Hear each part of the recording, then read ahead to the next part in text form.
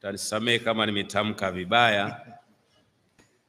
Viongozi wote wa jumuiya hii ya Waislamu Ahmadiyya, waumini wote kutoka mikoa mbalimbali, wageni waalikwa, washiriki wote, mabibi na mabwana, asalamu alaikum.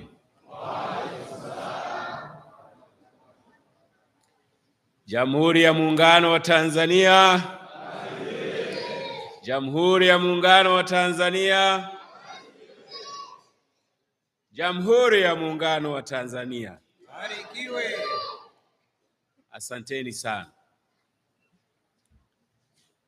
Kwanza kabisa, kwa jina langu amelitamka vizuri Amiri na Mbashiri Mkuu kwamba majina yangu ni David Misime, ni naibu kamishna wa polisi, lakini pia ni msemaji mkuu wa Jeshi la Polisi Tanzania. Kwanza kabisa nimshukuru Mwenyezi Mungu mwingi wa rehema kwa kutupa afya njema na kutuwezesha kukutana siku ya leo katika mkutano mkuu huu wa 54 wa mwaka wa Jumuiya ya Waislamu ya Ahmadiyya Tanzania.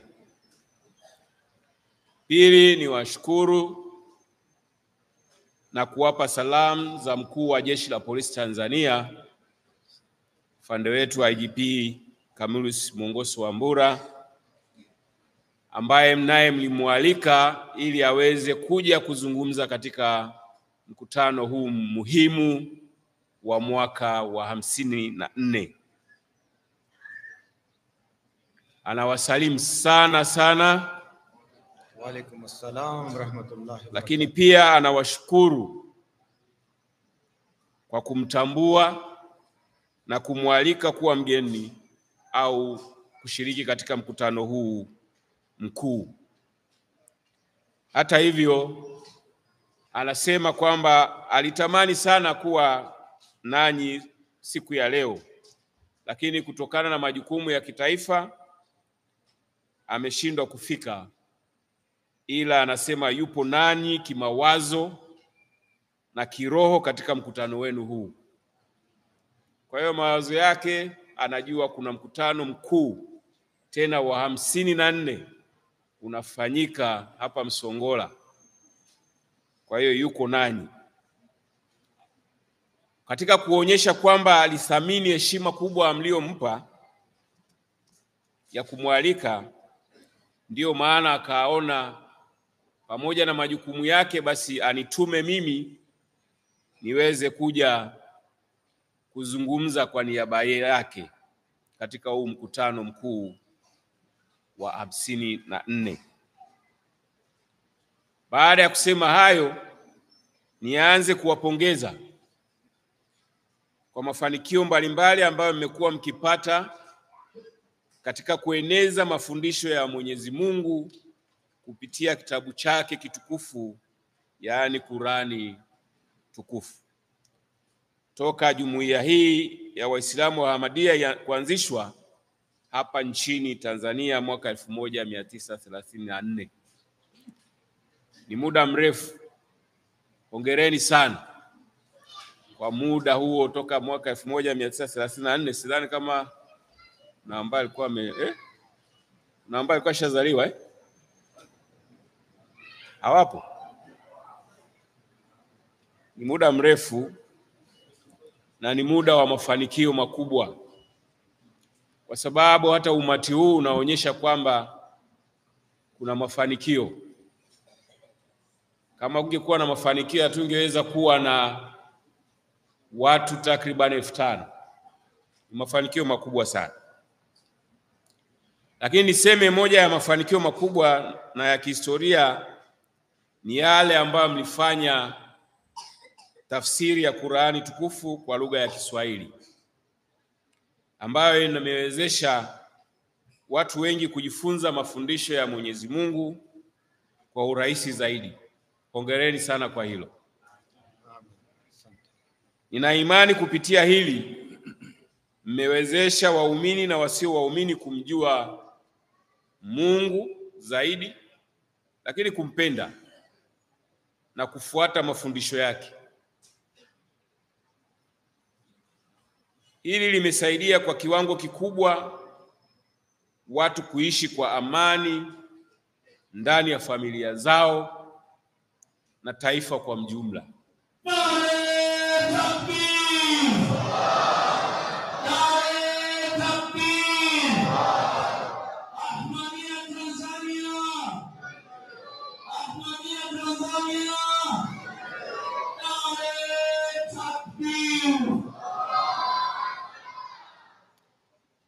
Mmeweza kutoa viongozi bora wa familia, na ndio maana nawaona hapa wazee, vijana, umri wa kati.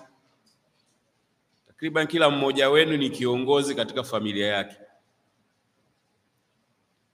Lakini pia mmeweza kutoa viongozi bora wa taifa letu kupitia mafundisho mnayofundisha na kueneza maeneo mbalimbali. Kuwa na amiri na mbashiri mkuu na viongozi wengine waliokaa hapa sio kazi ndogo.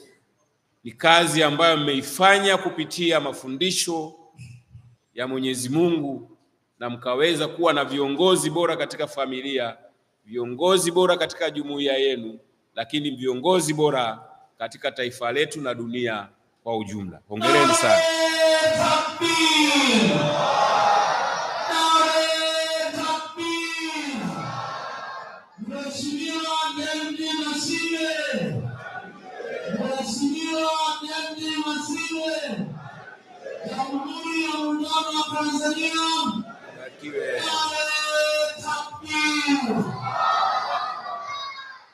Asanteni sana. Aidha, kupitia mafanikio hayo mmeweza kuendelea kuwajengea maadili mema waumini na wasio waumini kufuatia mafundisho mnayofanya bila kuchoka. Mkimjengea mtu maadili, mnamsaidia kujua mema na mabaya. Ukimjengea mtu yoyote maadili kupitia dini, unamsaidia kwa kiwango kikubwa kujua mema na mabaya, ufahamu uzuri na faida ya kutenda mema, ikiwa ni pamoja na kuwa na familia bora yenye maadili. Na ukishakuwa na familia bora, ni wazi kuwa utakuwa na taifa bora lenye amani, upendo, utulivu, usalama na mshikamano. Ndugu zangu mliokusanyika hapa, tukumbuke familia ndiyo kitalu au bustani ya kupanda mbegu njema ya mafundisho ya Qur'ani tukufu.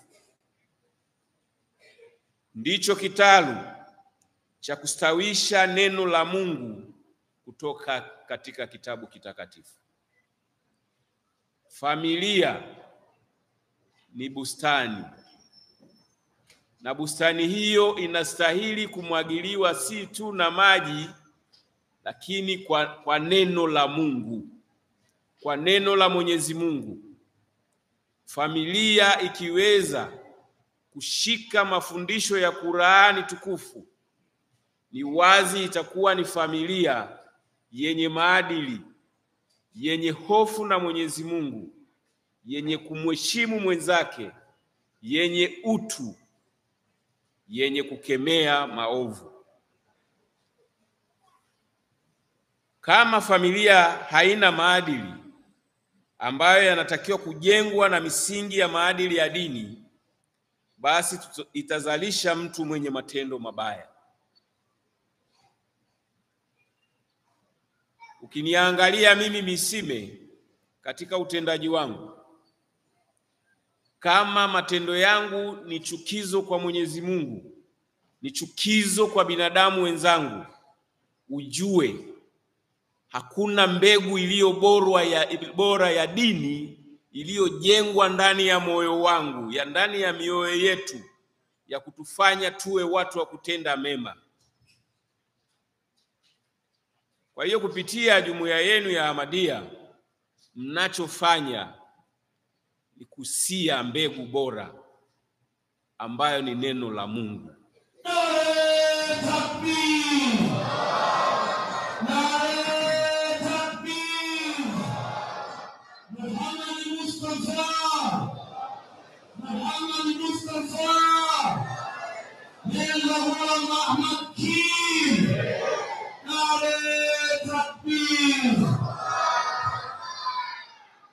Ndugu zangu wa jumuiya wa Waislamu wa Ahmadiyya, pamoja na kwamba Mwenyezi Mungu anapomuumba mwanadamu tangia akiwa tumboni mwa mama yake, humuumba akiwa na dhamiri nzuri, dhamira iliyo hai, na hiyo dhamira ndiyo humuongoza binadamu kutambua kati ya mema na mabaya. Hili ni jema na ndilo linaloelekezwa na Mwenyezi Mungu kwamba binadamu lazima awe na dhamiri iliyo nzuri. Katika kitabu chake kitukufu, lazima hii dhamiri tuiishi, tuilee kuanzia mtoto akiwa tumboni mwa mama yake.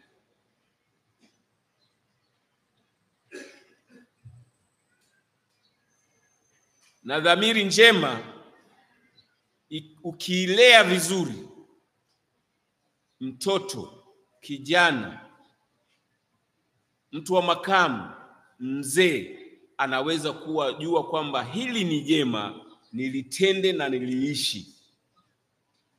Hili ni libaya, nisilitende na nisiliishi.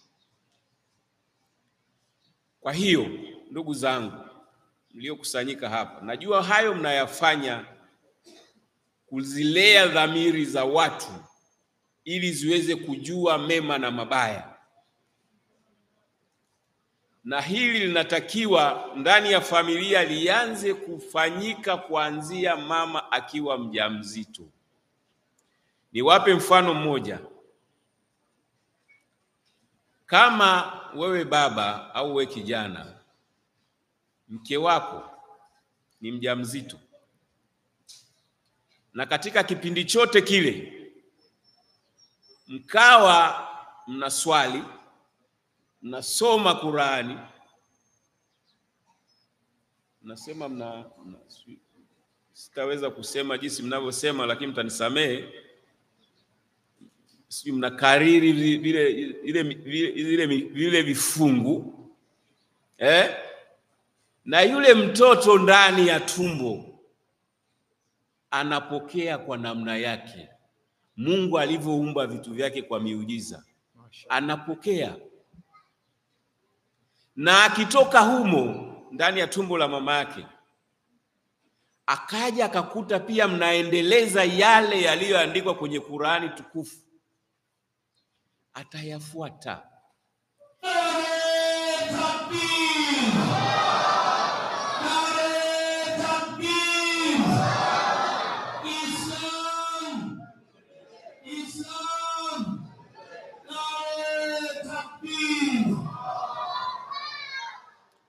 Atayafuata, atayaishi, atakuwa mtu mwema, atakuwa mtu wa kufuata mafundisho ya Mwenyezi Mungu, atakuwa ni mtu wa kuwatendea wenzake mambo mazuri, vitendo ambavyo Mwenyezi Mungu ameelekeza kwenye mafundisho yake. Lakini kama wakati wa ujauzito Wewe kazi yako ukirudi nyumbani ni kumtukana mama, kumpiga, kutamka maneno ambayo hayana ladha ya mafundisho ya Mwenyezi Mungu. Usitegemee huyo mtoto aje kufuata mambo ya dini au aje kuwa amiri na mbashiri mkuu au aje kuwa katibu wa jumuiya ya Waislamu wa Ahmadiyya au awe mtu ambaye anaswali swala 5. Atakuwa ni chukizo kwa familia, ni chukizo kwa Mungu, ni chukizo kwa taifa.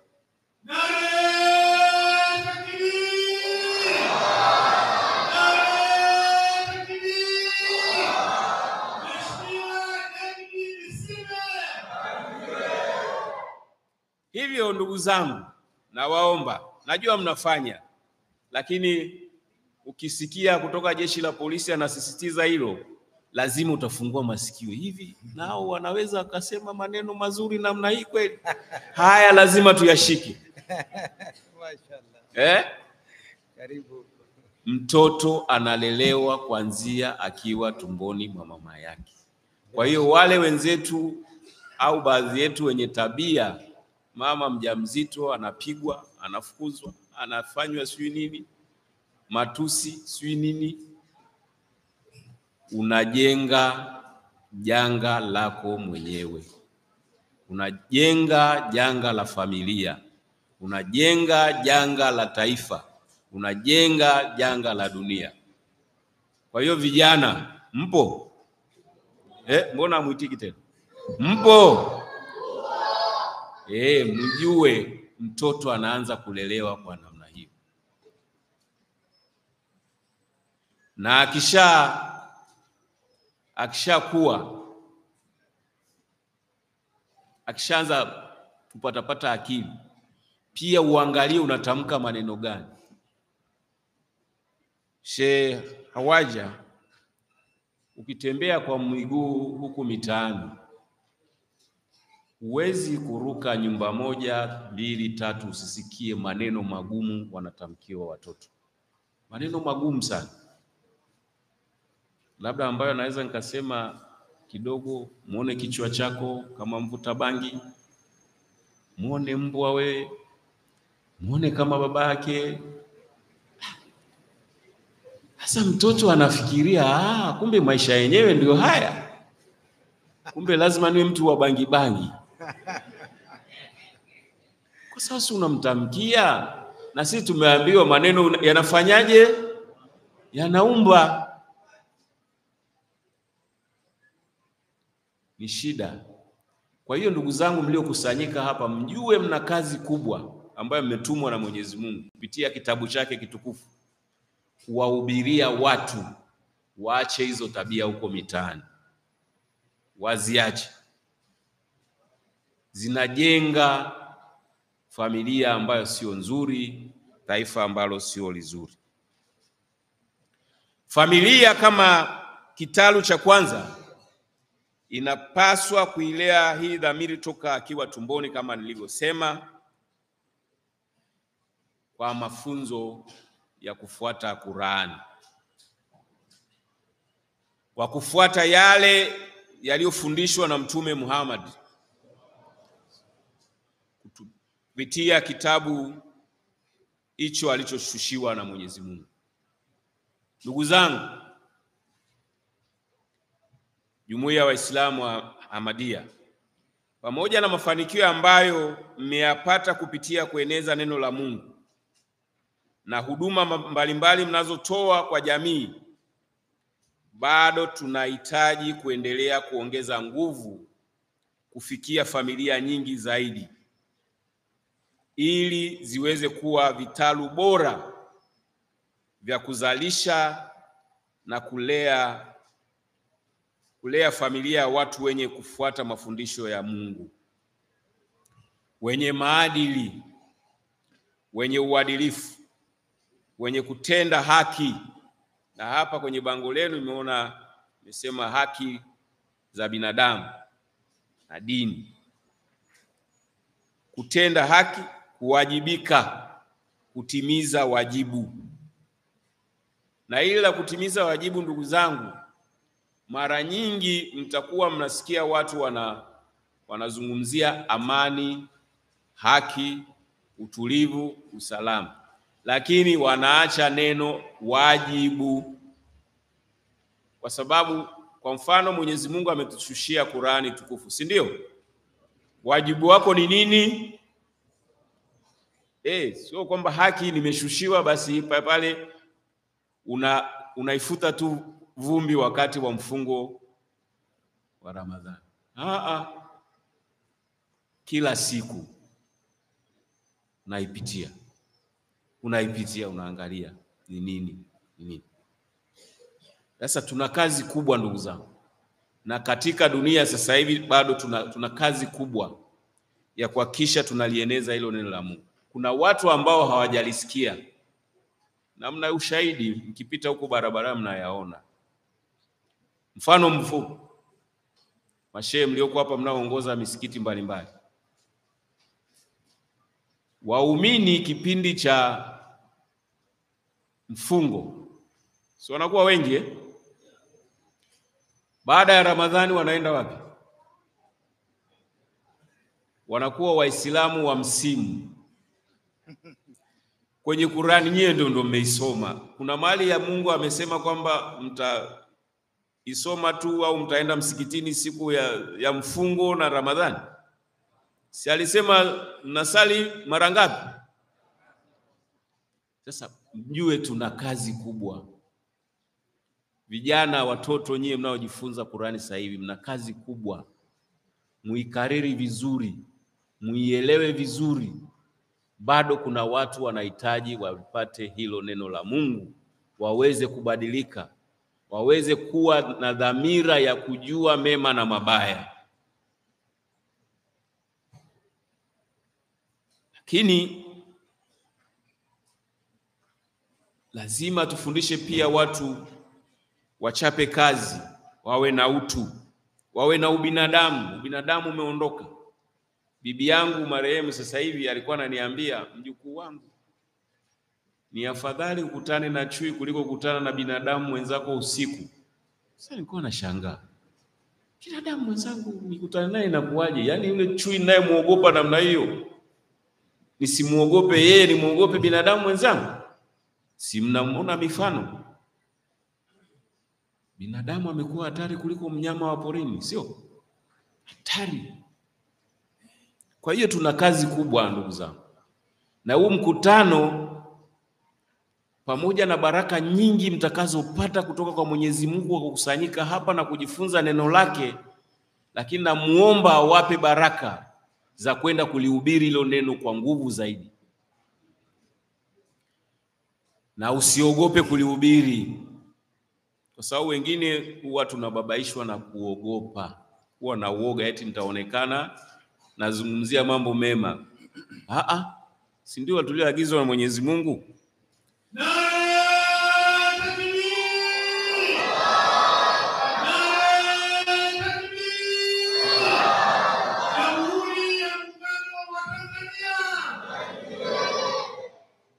Lakini pia lazima tufundishane kupitia neno la Mungu kukemea uovu, kukemea uhalifu. Ndugu zangu, hivi sasa tunashuhudia vitendo vingi viovu. Mfano, mauaji yanayotokana na wivu wa mapenzi. Nasikia kwenye vyombo vya habari kila siku. Hata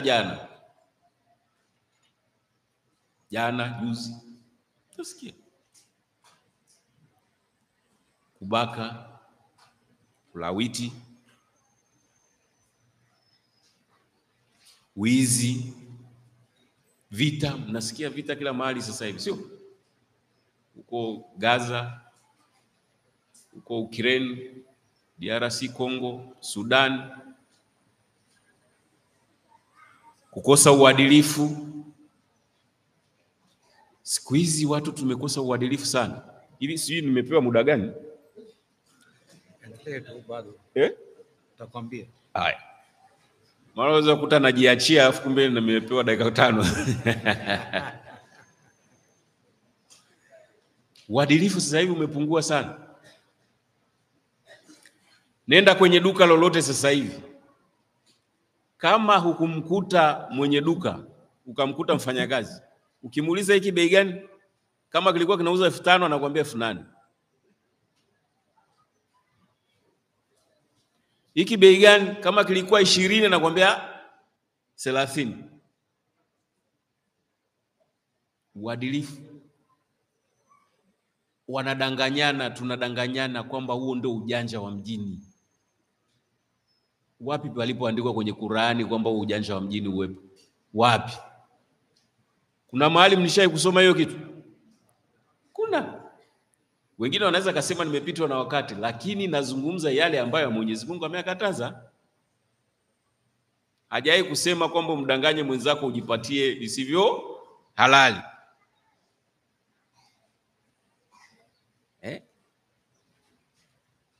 Familia zinatengana. Watoto wanateseka, wanazurura mitaani. Lakini hili lote hili linasababishwa na kukosa maridhiano ndani ya familia, ustahimilivu na kujenga upya pale palipoharibika.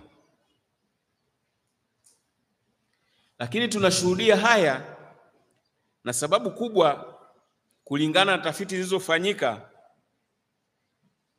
inatokana na kuacha ile misingi mizuri iliyokuwa inatusaidia kutengeneza familia bora yenye misingi ya Mungu, ya kijamii, na hii imesababisha uwepo wa mmonyoko wa maadili. Ndugu zangu, mtakubaliana na mimi kwamba kuna misingi mizuri tumeiacha, tunaiacha misingi ya kufundisha katika familia zetu neno la Mwenyezi Mungu, misingi ile mizuri ya kijamii tumeiacha. Tumebaki tunalalamika, baba analalamika, mama analalamika, vijana sasa hivi wasikii, sijui na wafanye nini. Tujiulize, tumekosea wapi? Tumekosea kwenye misingi ile ya kujengeana, kumjua Mwenyezi Mungu, kujua mafundisho yake. Ndio hapo tumekosea. Kama mimi nakosea, mtanisaisha. Kama kwenye kitabu imeandikwa tofauti, nikitoka hapo nje nifuate, niambie mbona ulikuwa unatudanganya, niambieni hivyo. Lakini kama nasema, tutafakari hivyo. Na mkutano huu pia naomba mkipata nafasi mjitafakarishe. Mmesafiri kutoka mikoa mbalimbali, twende tukatafakari kwenye mikoa yetu, ni vitu gani vya msingi tumeviacha. Sasa hivi dunia inakuwa sio sehemu salama tena ya kuishi. Huwezi kumtuma mtoto wakati mwingine peke yake, huwezi kufuga sehemu nyingine, kufuga kuku wako unakuta wameshamchukua, mbuzi. Tumekosea wapi? Ndiyo mambo ya kutafakari. Lakini pia hebu angalieni yanayoendelea kwenye mitandao ya kijamii. Najua kila mmoja hapa ana simu yake, mmezizima kwa sababu hii ni eneo takatifu la kusikiliza neno la Mungu. Na ndio maana hata mimi nimeshika simu yangu hivi, nimeizima kweli, siye nkaleta taharuki. Angalieni yanayoendelea kwenye mitandao ya kijamii, maneno machafu ambayo hayapaswi kutamkwa au kuandikwa na muumini wa dini yeyote ile. Kama kweli wewe umezaliwa na baba na mama na akakulea katika misingi bora ya dini, misingi bora ya kijamii, huwezi kutamka na kuandika yanayoonekana kwenye mitandao ya kijamii.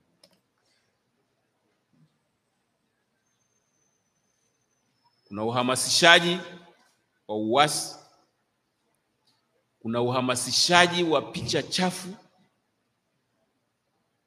ambayo naamini mzee kama yule pale akiziona anaweza kazimia, tukamkuta yuko Muhimbili, kwa sababu ni vitu ambavyo kwanza maandiko matakatifu yamekataza, lakini hajazoea. Lakini kwa bahati mbaya, ndugu zangu, hayo machafu hayo ndio watu wanashabikia sana.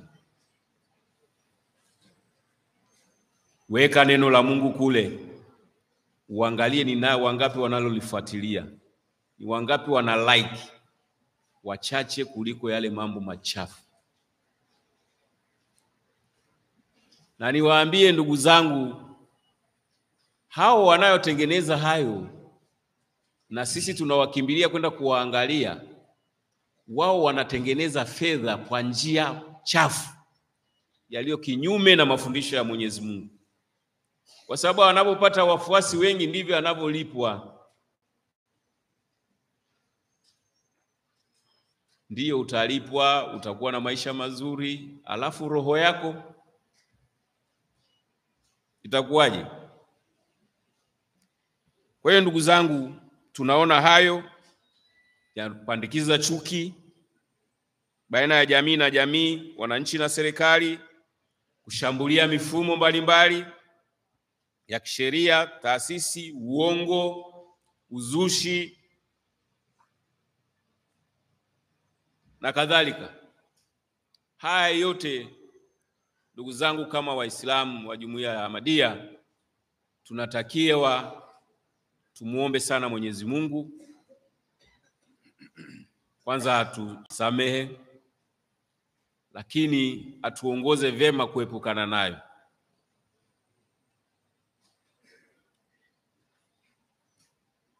Lakini hayo yote ni kinyume na kauli mbiu ya jumuiya yenu ambayo ni love for all, hatred for none, ikiwa na maana upendo kwa wote bila chuki. Kwa sababu ukiangalia yote yanayoendelea kwenye mitandao ya kijamii, mengi ni yale ambayo yanasababisha watu wachukiane, wasipendane, na ni kinyume na kauli mbiu yenu ya jumuiya yenu. Tuwafundishe vijana wetu matumizi sahihi ya mitandao ya kijamii. Kwenye mitandao unaweza ukasoma neno la Mungu, lakini viongozi wa kuongoze ni kipi? Uende wapi upate Qur'ani sahihi? Kwa sababu kuna nyingine wamezichakachua ili kukupoteza. Lakini ukitumia mitandao vizuri, unaweza ukapata elimu dunia, ikakusaidia wewe kama mwanafunzi, ikakusaidia kama wewe ni mfanyabiashara ukatangaza biashara yako, kama wewe mkulima ukatangaza mazao yako, na kadhalika na kadhalika. Lakini pia hata kukata tiketi siku hizi si mnaenda kwenye mitandao, unafanya hivyo. Itumieni, tuwahubirie kwenye familia zetu.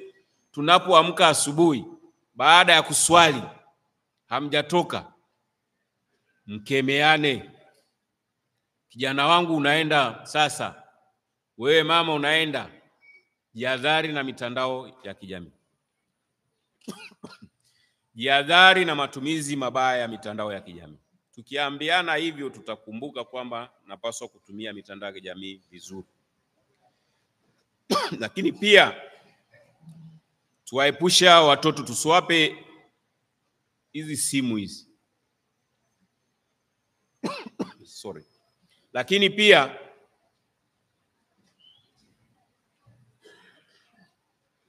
tuangalie hata TV kule nyumbani, si mtandao ule. Tunaangalia zaidi mambo gani kwenye TV zetu. Siku hizi kuna mambo yamejitokeza. Tamthilia, sikatazi kuangalia tamthilia, lakini unaangalia tamthilia ya aina gani? Kwa muda gani? Je, inachukua ile nafasi ya kuangalia au kusikiliza neno la Mungu? Hilo nalo tuliangalia. Na watoto wetu sasa hivi wanapotea kwa sababu ya kujikita kwenye kuangalia TV wakati wote na vitu wanavyoangalia sio vizuri sana.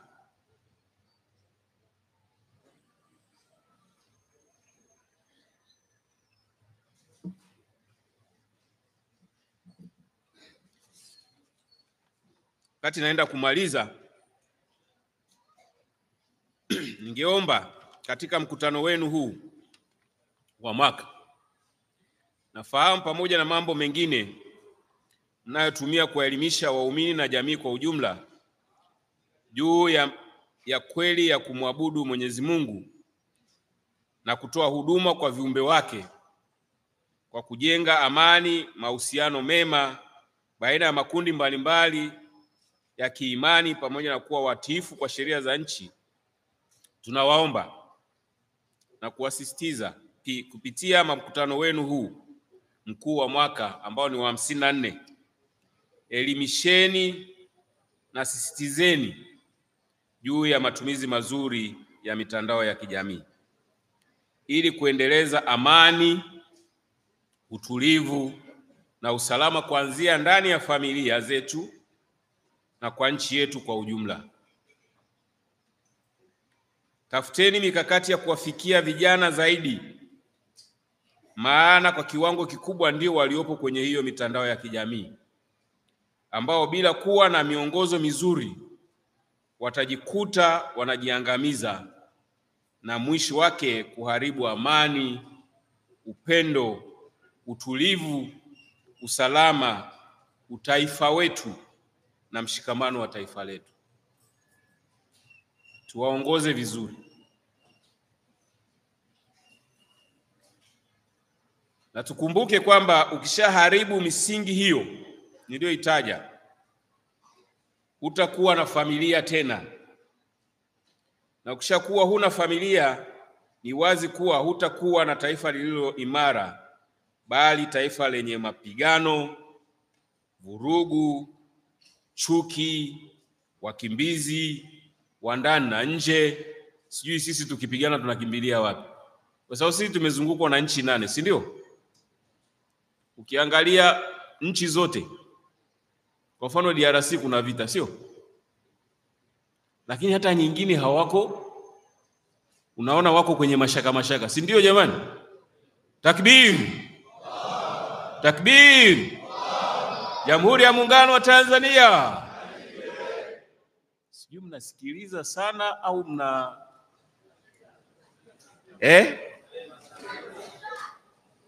sisi tunakimbilia wapi?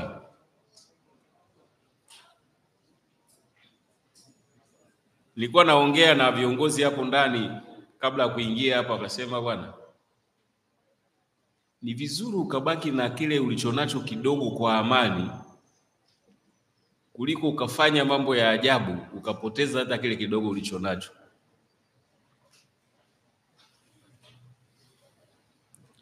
Kwa hiyo jamani, tuwasaidie vijana, tuwasaidie watoto ili wawe na uelewa mzuri wa mafundisho ya Mwenyezi Mungu ambayo atawasaidia kuwa watu wema. Ndugu zangu wa Jumuiya ya Waislamu wa Ahmadiyya, mkutano wenu huu mkuu wa mwaka umekuja kipindi kizuri ambacho taifa letu lipo kwenye uchaguzi. Najua nyinyi hamjihusishi kwenye mazungumzo yenu na mambo ya siasa na nini, lakini mniruhusu nizungumze kidogo tu. Tushirikiane kuiombea nchi yetu ili uchaguzi huo ufanyike kwa amani, utulivu na usalama. Inshallah. Tuombe.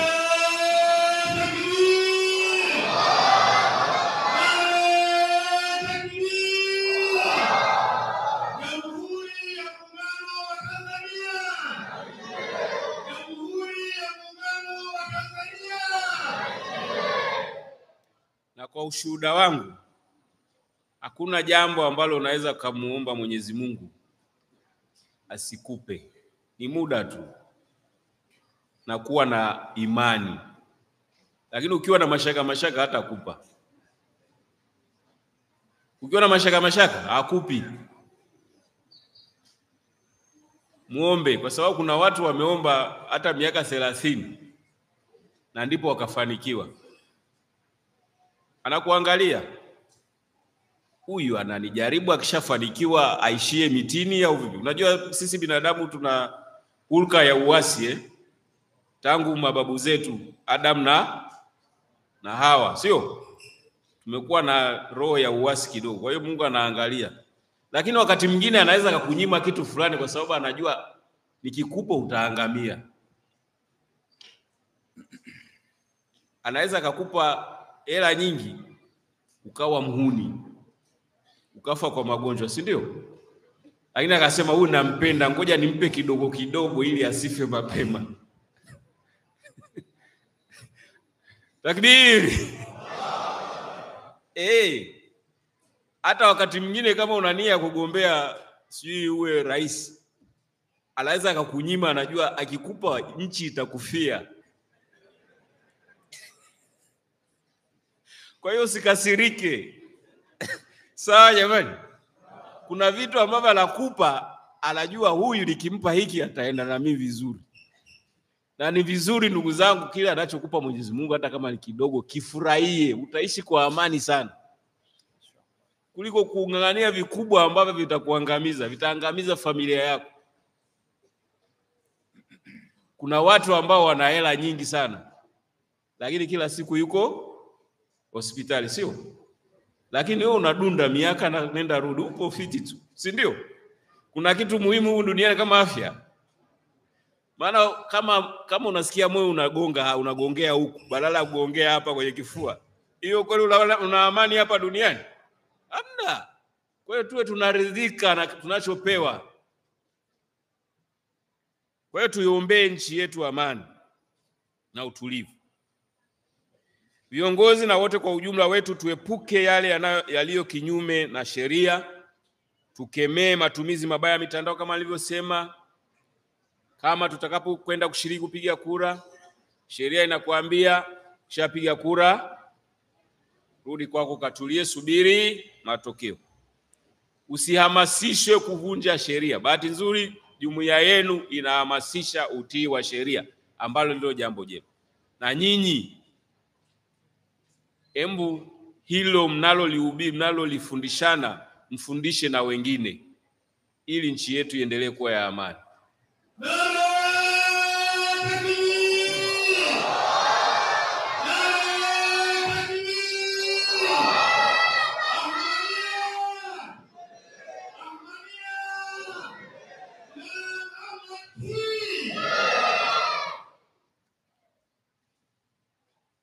Na ili basi tukiombea, tukikemea, tukitii sheria, tukiwafundisha wengine kutii sheria, kutii neno la Mungu, uchaguzi wetu kishapita salama, wakati mwingine mtakapoandaa mkutano mkuu tuweze kukutana tena, tuambizane.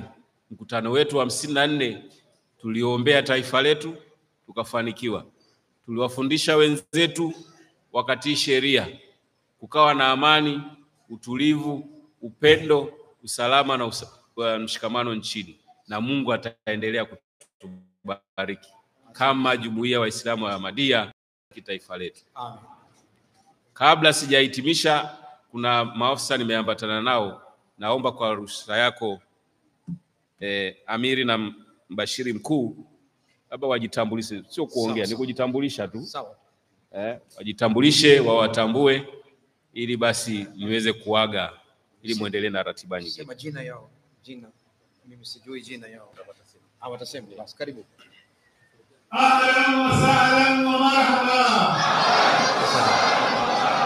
Ahlan wa sahlan wa marhaba.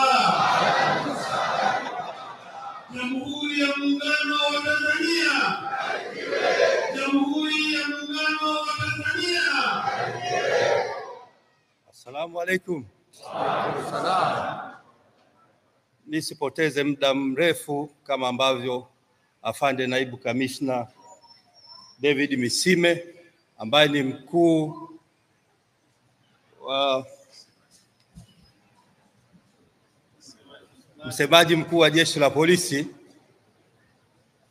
Mimi nimetumwa na afande kamanda wa polisi kanda maalumu ya Dar es Salaam, Muliro Jumanne Muliro, kufikisha salamu za upendo kwenu na kuwataka mdumishe amani kipindi hiki na kipindi kijacho.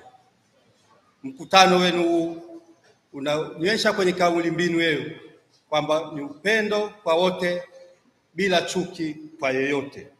Kwa hiyo moja kwa moja inaonyesha kwamba mko hapa kwa ajili ya kudumisha amani na utulivu wa nchi yetu. Mfikishe salamu hizi kule kote mnakokwenda, Temeke, Kinondoni na Ilala, lakini na nchi nzima ya Tanzania. Tunashukuru sana kwa mwaliko huu ambao mlileta kwa afande Inspector Generali wa polisi na msemaji mkuu wa Jeshi la Polisi afande David Misime amemwakilisha leo hii, na yote aliyoyasema hapa hatuna sisi cha kuongeza. Tutapunguza utamu na mwelekeo mzima ambao ameuacha hapa. Tunawashukuru sana na mfikishe salamu hizo kwa wengine ambao hawajafika hapa. Nashukuru. Asante sana. Nashukuru. Majina yangu ni Kamishna Msaidizi wa Polisi Mohamed Makusi, ni afisa mnadhimu polisi mkoa wa Ilala. Asante sana. Nashukuru. Wengine pia. Karibu. Ahlan wa sahlan wa marhaba. Ahlan wa sahlan wa marhaba. Jamhuri ya Muungano wa Tanzania. Jamhuri ya Muungano wa Tanzania. Assalamu alaikum wa rahmatullahi ta'ala wa barakatuh. Rabbi shrah li sadri wa yassir li amri wahlul 'uqdatam min lisani yafqahu qawli. Mashaallah. Wasfuhu satrul uyub wa kullu dhaka samahun akhfayta dhanba an kulli alwara karaman falaysa alayhi samma junahun منك تكرم وتفضل والرضا أنت الإله المنعم الفتاح يا علم العلم الغيوب رضاك أمان ورحمة وأمرك قضاء وحكمة وبعد ثم الصلاة والسلام على سيدنا محمد نور الأمين وعلى آله وصحبه وبعد.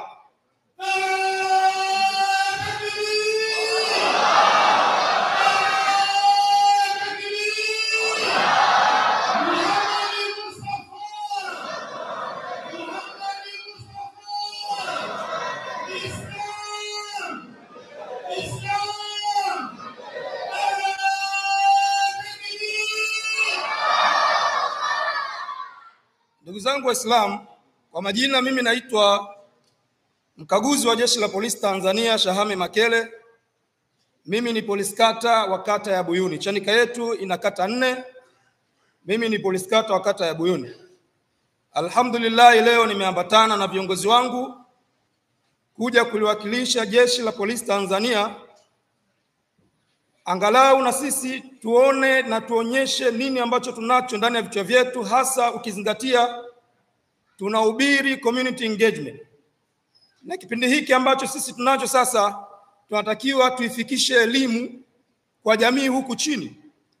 Kwa hiyo afande IGP Kamilu Swambura na viongozi wengine waliona wateue vijana ambao watakuwa na uwezo wa kukutana na jamii moja kwa moja kuliwakilisha jeshi, ili mradi tu jamii ipate elimu. Kwa hiyo mimi ni miongoni mwao na kazi yangu naifanya ndani ya Buyuni na Chanika kwa ujumla. Takbir. Ndugu zangu Waislamu, kiongozi wangu ameongea mengi sana. Mimi nimeitwa tu kusalimia na angalau kujitambulisha, lakini kwa muktadha wa jamii hii nimeona pale inaeleza haki na binadamu. Ndugu zangu, kwenye Qur'an Allah Subhanahu wa Ta'ala surat Al-Maun sura 107 aya ya kwanza mpaka ya 7, Mwenyezi Mungu Subhanahu wa Ta'ala anatuambia, araaita alladhi yukadhibu bid-din fadhalika alladhi yad'u al-yatim wala yahuddu ala ta'ami al-miskin fawailul lilmusallin alladhina hum an salatihim sahun wa yamna'un al-ma'un. Takbir. Ndugu zangu Waislamu, maneno haya Allah Subhanahu wa Ta'ala anatuelekeza ni namna gani ya kutekeleza haki ya kuwajali maskini, haki ya kuwajali wale ambao hawana uwezo, lakini namna gani tunatakiwa tufanye ibada. Na ndio maana amesema fawailul lilmusallin alladhina hum an salatihim, kwamba wale wao ambao wanajifanya wanaswali swali zile swala za sasa hivi na swali baadaye anaacha hivyo. Mwenyezi Mungu hapendi hicho kitu. Kwa hiyo ni namna gani tunatakiwa tujali hiyo haki, lakini pia tuwajali maskini ambao hawana uwezo kulingana na muktadha wa jamii hii inavyotaka.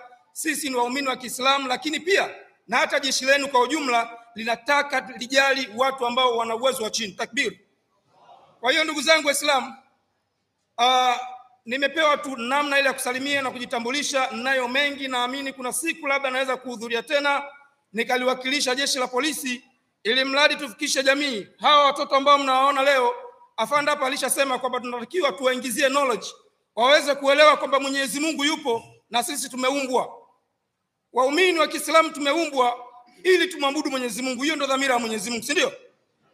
Kwa hiyo ile elimu lazima tuanze kuingiza huko chini kwa watoto. Kwa hiyo tu niseme kwamba endapo nitakuja kupata nafasi tena kulingana na muda ulivyo, mimi nitakuwa niko tayari, nitafikisha elimu kwa jamii, na imani Mwenyezi Mungu atatubariki. Baada ya kusema hayo, tuendelee kumuombea Mheshimiwa Rais mama yetu Samia Suluhu Hassan kwa kipindi hiki, kwa sababu anakutana na mambo mengi. Kwa hiyo sisi tuendelee kumuomba kwa sababu ndio amiri mkuu wa jeshi, amiri mkuu wa nchi. Lakini kingine pia tumuombea afande wetu Afande Kamilu Iswambura aepukane na wale maadui ambao wanamfanya labda kazi asifanye vizuri, lakini pia na viongozi wengine ambao nimeambatana nao wa jeshi la polisi. Baada ya kusema hayo, tuniseme tu hadha, assalamu alaikum wala afwa minkum. Asante sana.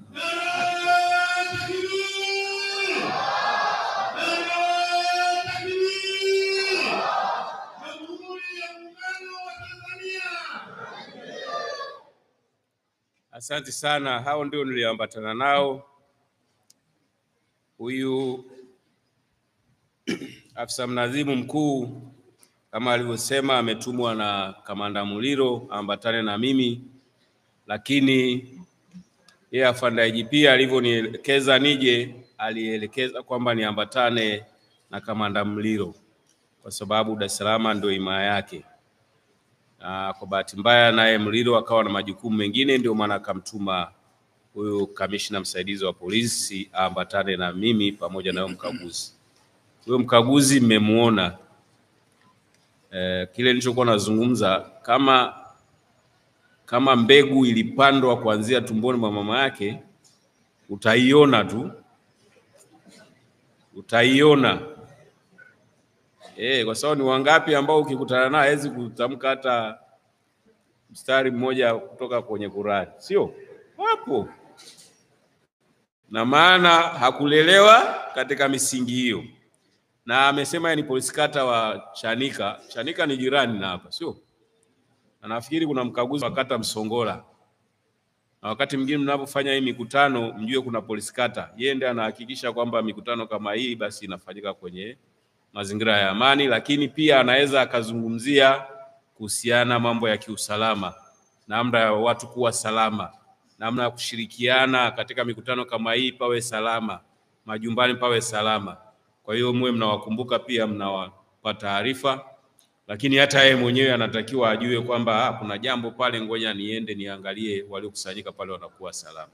Baada ya kusema hayo, jamani, nimefurahi sana kwanza mkuu wa jeshi la polisi kunituma nikakutana na watu kama nyinyi, watu wa Mungu, watu wenye uchu wa kufahamu neno la Mungu. Ningekuwa na nafasi ningesikiliza mawaidha mawili matatu na mimi niende nikatekeleze, nikafanye kwa vitendo kwa wengine. lakini nimeshaambiwa lazima kusoma neno la Mungu, kuliishi, lakini pia kuwajali wenye hali duni, maskini na kadhalika. Hilo nimelibeba, nitaenda kuliishi. Mimi niwatakie tu kila laheri na mkutano wenu huu. Utakapokuwa mnasafiri, mfikishe salamu zetu huko. Kama kuna ambalo mmeona limekugusa ndani ya moyo wako na ukaliweka akilini, kalifanyie kazi, ili nchi yetu iweze kuendelea kuwa ya amani, upendo, utulivu, usalama na mshikamano. Na mwisho kabisa, tuendelee kuwa wazalendo. Tulitetee taifa letu Tanzania. Tuitetee Jamhuri ya Muungano wa Tanzania. Hatuna nyingine, ni yetu hii. Kama kuna mapungufu, tunayatatua kwa mujibu wa sheria, kwa taratibu alizotufundisha Mwenyezi Mungu kupitia Qur'ani yake tukufu. Tunaweza tukayatatua. Tusishushe ambaye atatufanya tukimbie, tupoteze hata kile kidogo tulichonacho. Baada ya kusema hayo, seme Jamhuri ya Muungano wa Tanzania. Takbir. Asanteni sana.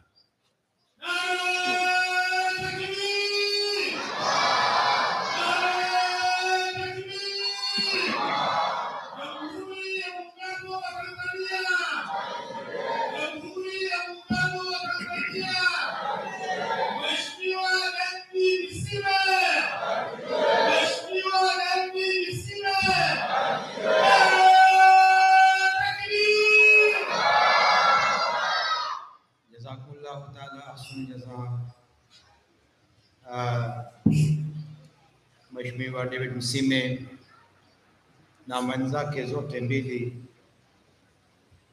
Hii ni mara la kwanza nilipokutana huko, nilifikiria hawa ni wanajeshi. Na wanajeshi kazi zao si tunafahamiana. Wote wanafahamu, wanalinda vizuri, wako very active na kadhalika, mwili yao iko very strong. Imara sana, hawazungumzi sana, wananyamaza tu, wanalinda. Ni kazi zao. Leo ni siku ya ajabu.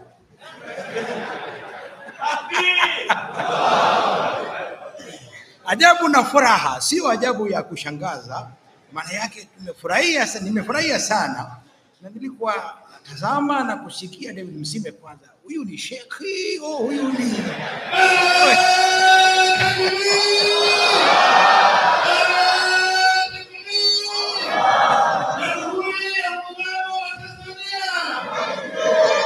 kwa ina maana huko ndani kuna bahari ya elimu.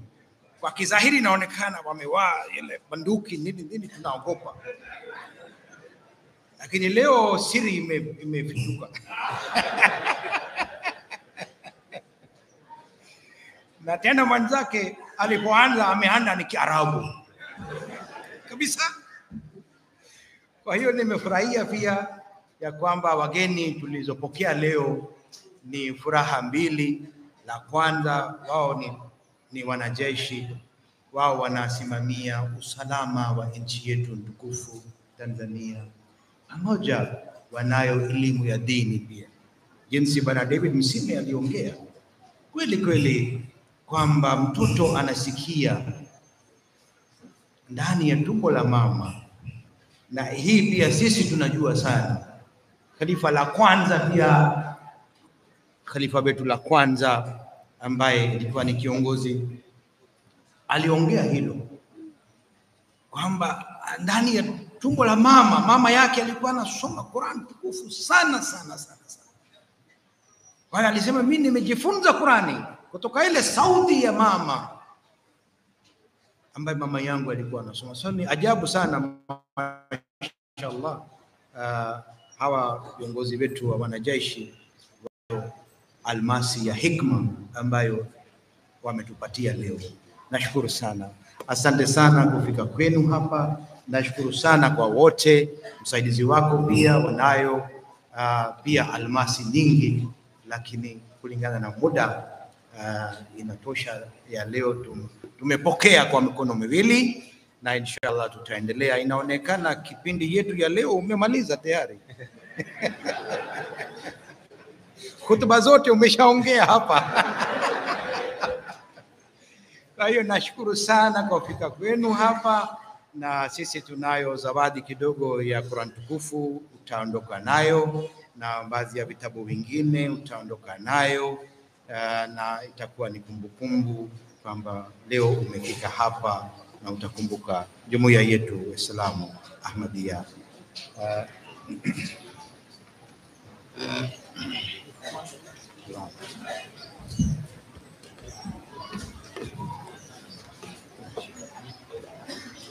Sasa hii ni Qur'an tukufu ambaye imetafsiriwa na Jumuiya ya Waislamu Ahmadiyya mara la kwanza hapa Tanzania 1953, ambaye ni jumuiya tulifanya tafsiri katika Swahili, Kiarabu na Kiswahili. Kwa hiyo hii taondoka nayo. Asante. Nashukuru sana. Asante. Na hii kitabu kingine kidogo inazungumza amani wa khutba mbalimbali ya khalifa wetu ya zama huu, khalifa wa 5 Hazrat Mirza Masroor Ahmad ayyadahullah ta'ala Aziz, ameandika hii kitabu juu ya amani, ya kujenga amani duniani. Asante sana. Nashukuru sana.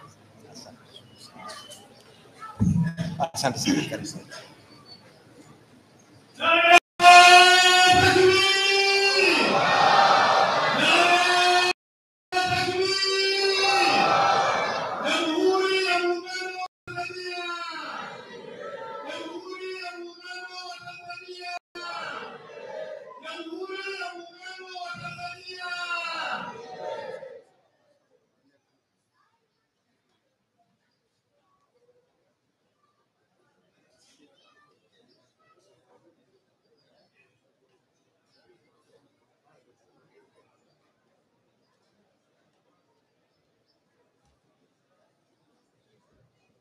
Naam, assalamu alaykum warahmatullahi wabarakatuh.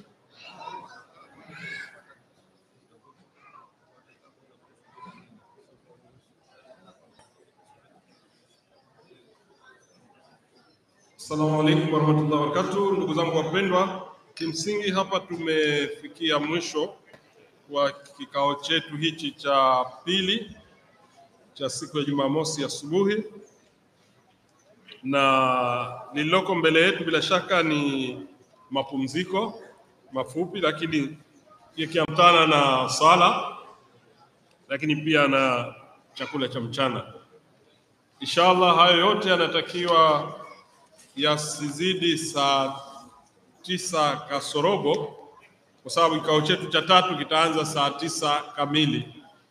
Kwa hiyo tunaomba wakati tunaondoka tusipoteze muda, bila shaka tujitayarishe kwa ajili ya sala haraka, na kwa sababu sasa hivi karibu ni muda wa adhana. Bila shaka adhana itatolewa, na baada ya adhana basi robo saa ijayo, kwa maana saa 7 kamili inshallah tutasali sala yetu ya dhuhuri na alasiri. Baadaye tutarudi kwenye mipango mingine. Ni muhimu kuzingatia matangazo yote yaliyotolewa kabla. Leo ni siku ya maonyesho kwa ajili ya kina mama, kina baba. Inshallah tutaenda kesho.